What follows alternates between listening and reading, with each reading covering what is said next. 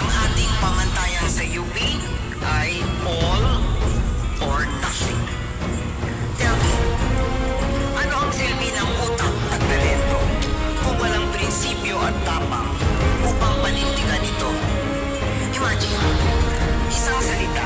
iisang salita, forthwith, ay ayaw intindihin ng nanunungkulan sa Senado. Graduate lang. At binigyan pa ito ng bagong kahulugan.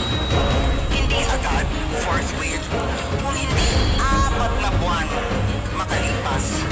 O dili kaya kapag may panahon pa ang Senado. Dagdag niya, kasalanan ng mga gumawa ng ating saligang batas ang di umano'y kalabuan ng salitang forthwith. Dapat daw sa halip nito, ginamit ang salitang immediately. What utter nonsense. Batch 2025, hindi ito usapin ng talino, kundi ng kawalan ng prinsipyo, ng pansariling ambisyon, ng transaksyong pampolitika sa pagitan ng mga mahigpit na pumakapit sa kapangyarihan.